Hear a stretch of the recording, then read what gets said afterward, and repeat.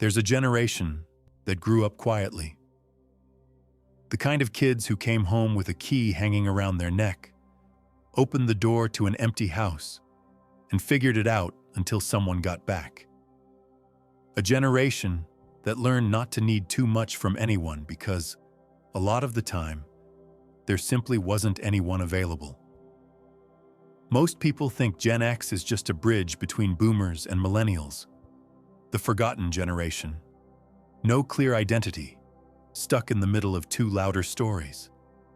But psychology tells a different story. One of quiet survival, extreme adaptation, and a way of seeing the world that's getting rarer and more necessary. If you were born between the mid-60s and the early 80s, what you feel when you look at the world today isn't empty nostalgia. It's the result of a very specific psychological wiring, built in circumstances that barely exist anymore. You're not outdated. You're calibrated for a world that disappeared. And that gives you strengths younger generations are still trying to build. Here are the psychological traits that define Generation X, traits almost nobody mentions when they talk about you. 1. Self-reliance forged in absence. Picture this. You're 9 years old. You get home from school. The house is empty. There's a note on the kitchen table with the basics. Snacks in the fridge. Don't open the door for anyone. Do your homework. That's it. For the next 4 hours, you're in charge of you. No tracking apps, no doorbell cameras, no texts asking if you got home safe. It was just assumed you could handle it. And you did. Psychologists call it early autonomy development, but that label doesn't really capture what it meant. It meant learning, early on, that nobody is guaranteed to swoop in and fix your problems. Sometimes you have to figure it out yourself. The world doesn't pause until you feel ready. Those quiet, empty afternoons weren't neglect. They were the training ground for something that's in short supply now. The ability to be okay without constant supervision, without external validation, without someone telling you what to do every minute. From the outside, you looked like a kid at home. On the inside, you were building a foundation of independence that followed you your whole life. Independence that can make you feel out of sync with generations that seem to need a lot more external support to function. Not because they're weak, but because they were wired differently. 2. Institutional skepticism as your default setting. You grew up watching institutions fail. Political scandals on the evening news. Parents losing jobs at companies that promised lifelong stability. Adult promises that didn't always come through. And it burned something into your mental operating system. Don't trust blindly, verify, question, keep a plan B. Psychology calls this adaptive distrust. It isn't bitter cynicism, it's a protective mechanism you develop when you learn early that the structures meant to protect you can fail without warning. That feeling you get when someone sells an idea with way too much hype. When a company promises the moon. When a speech sounds a little too perfect. That automatic internal alarm isn't negativity. It's your brain doing exactly what it learned to do. Read the fine print, anticipate the trap, protect you from disappointment. The contrast with younger generations is obvious. Many millennials were raised on the promise that if they did everything right, followed the path, the system would reward them.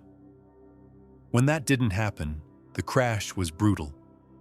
But you never expected the system to run perfectly. And that adjusted expectation saved you a lot of pain. You're not a pessimist. You're a realist with receipts. Big difference. 3. An extreme tolerance for boredom and waiting. Later generations barely know this. Pure boredom with no digital escape. You remember summer, afternoons where there was nothing to do. Literally nothing. No endless content one tap away. No notifications slicing through the silence. Just you, time, and whatever was lying around. You built pillow forts. You read the same book 3 times. You stared out the window for an hour. And in that empty space, something happened. Your mind learned how to entertain itself, how to generate ideas without constant stimulation, how to tolerate the discomfort of having nothing immediate to consume. Cognitive development experts point out that early exposure to boredom builds what they call delayed gratification tolerance, the ability to wait, to not need an instant reward, to hold the discomfort of now because you know it will pass. Think about how much waiting you did. You waited for your favorite show to air because if you missed it, you missed it. You waited for the album you ordered at the store. You waited for your friend to show up at the meetup spot with no way to text. Where are you? That ability to wait without spiraling is a rare skill now. In a world engineered to remove friction between wanting and getting, you show up with a patience muscle most people don't even realize exists. 4. Social navigation without a digital safety net. Before online profiles, you had to build your identity live. No filters, no editing, no deleting what you said or redoing a first impression. You remember the ritual of calling a friend's house. You had to talk to whoever picked up, usually a parent acting like a gatekeeper. You had to use your polite voice, introduce yourself, ask to speak to your friend. A tiny social test every time you wanted to make plans. And when you got to the mall or the neighborhood hangout, there was no pre-curated image. No stories showing your best angle.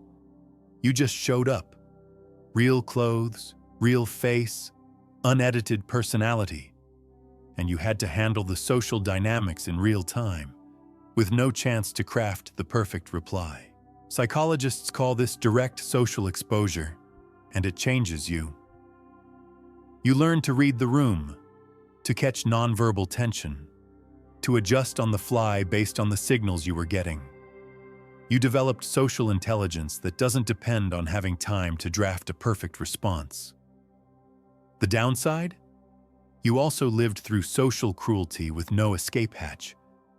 If you did something embarrassing, you couldn't just log off and vanish. You had to face it the next day, in person, with the same people who saw it. It hurt more, but it taught you something crucial. Social mistakes aren't the end of the world. You can survive embarrassment. Life goes on after you mess up in public. Subscribe if you're enjoying the video. 5. Practical competence as identity. There was an unspoken expectation in your upbringing. You should know how things work. Not just use them, understand them, fix them when they break, improvise when something goes sideways.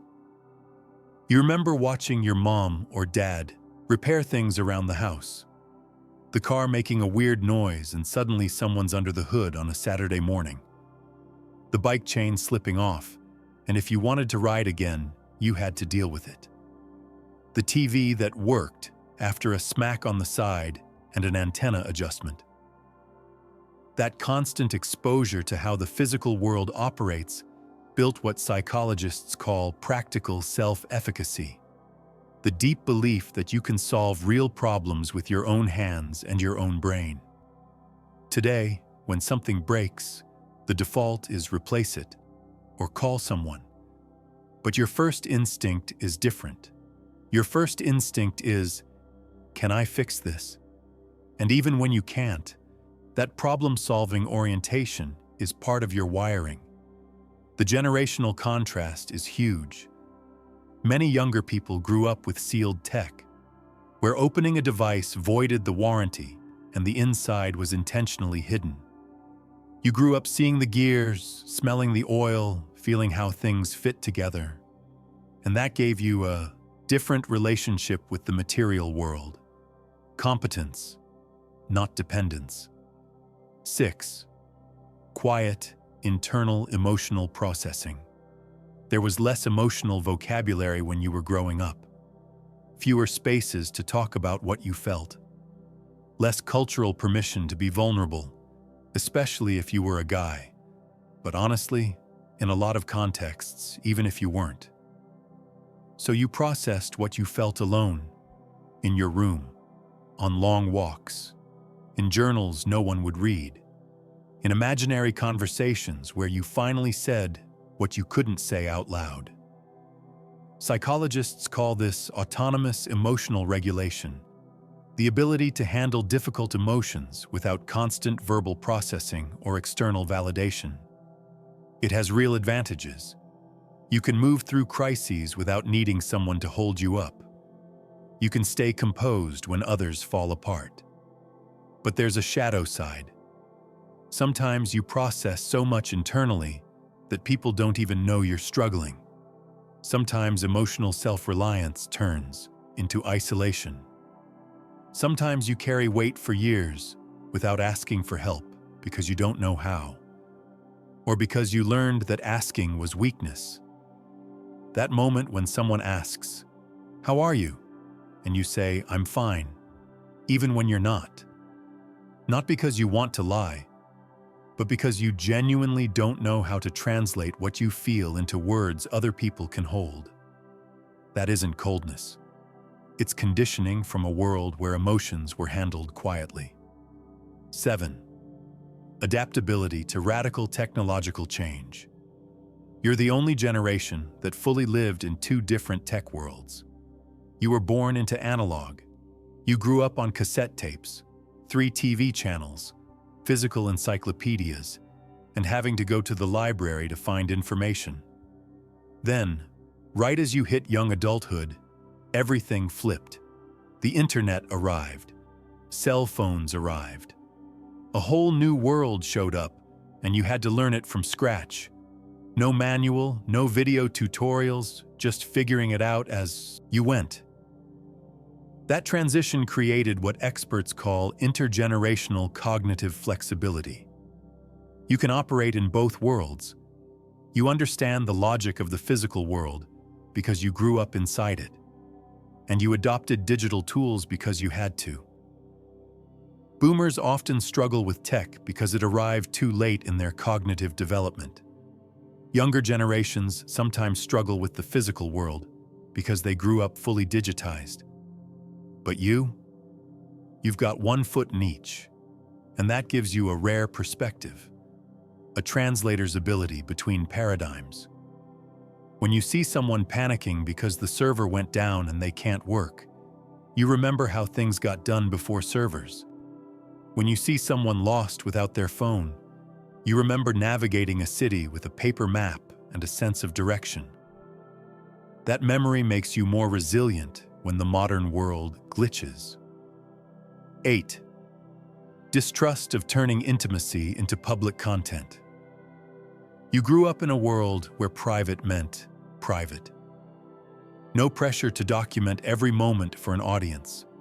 Your mistakes, awkward phases, and teen experiments happened in a protected space and then faded with time. Now you watch younger generations live out loud. Every thought on social media, every moment in a story, every opinion archived forever. And something in you resists that logic, not because you're behind, but because you developed a protective instinct in a world where privacy was the default setting. Psychologists who study digital behavior call this a preference for private authenticity. It's not that you're not authentic. It's that your authenticity doesn't need an audience. You can be fully yourself without performing it for the world. That discomfort you feel when someone records every moment of a get-together, when a private conversation becomes public content, when intimacy turns into a performance. That's not you being old school. Your nervous system was calibrated for a world where there was a difference between what you share and what you keep. And there's wisdom in that. Protection in keeping parts of yourself off the menu. Power in having an inner life that exists without external approval. 9. pragmatism over idealism. You saw too many broken promises to buy into utopias easily. You watched big dreams crash into reality. You saw how blind optimism can turn into a brutal disappointment. So you developed something people mistake for cynicism, but it's actually defensive pragmatism. The ability to hope for the best while preparing for the worst. Hope without naivety. Belief in possibility without ignoring obstacles. When someone brings you a plan that's a little too perfect, your first instinct is to look for cracks, not to kill the idea, but to strengthen it, to anticipate problems before they happen, to build on reality instead of fantasy that collapses on first contact. To more idealistic eyes, this can look negative, but it isn't. It's hardened experience. It's seeing enough projects fail because obvious difficulties got ignored. It's choosing uncomfortable truth over comforting illusion, and in a world that often rewards performative optimism over functional realism, your ability to see things as they are, not as you wish they were, is more valuable than people admit. 10. The ability to exist without constant validation. This might be the most distinctive one. You grew up without real-time popularity metrics. No likes counting your social value. No algorithms telling you how well you're doing compared to everyone else.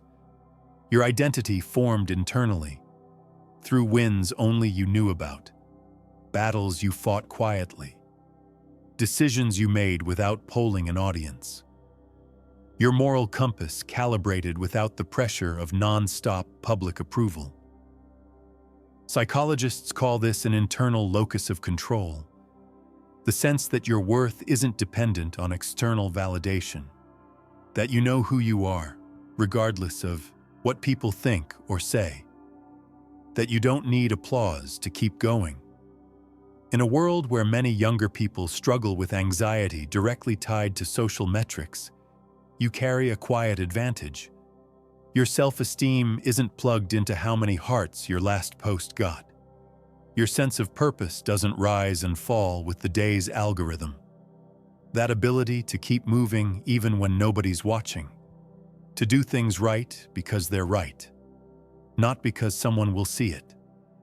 To hold your course without instant validation.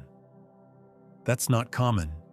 And in a world increasingly addicted to feedback, it's increasingly valuable. If you made it this far and recognized yourself in a few of these points, what you're feeling isn't nostalgia, it's recognition. Finally seeing something named that you've always known but rarely heard said out loud. You're part of a generation that learned to handle things alone, that developed healthy skepticism before it became necessary to survive, misinformation. That built tolerance for uncertainty in an era when uncertainty wasn't a crisis. It was just the weather. You're not outdated. You're calibrated for a kind of reality that's disappearing, but it left you with skills that still matter. Self-reliance, critical thinking, patience, the ability to function without constant supervision, and the ability to tell what actually matters from all the noise around it. The world needs you more than it realizes. It needs people who can think without letting the feed think for them, who can wait without falling apart, who can work without constant applause, who remember what life was like before life turned into content. You're not a forgotten bridge between generations. You're a living archive of abilities the modern world is starting to miss. And the more dependent we get on tech, the more valuable your analog independence becomes. So the next time you feel out of place in a world obsessed with constant exposure, instant gratification, and numeric validation, remember this. You're not behind. You're positioned differently, on a foundation with its own logic, its own strength, its own way of seeing the world that doesn't need an update. You learned to navigate alone when there was no other option. That skill doesn't expire. It just gets rarer. And what's rare eventually becomes priceless. Subscribe if you liked the video.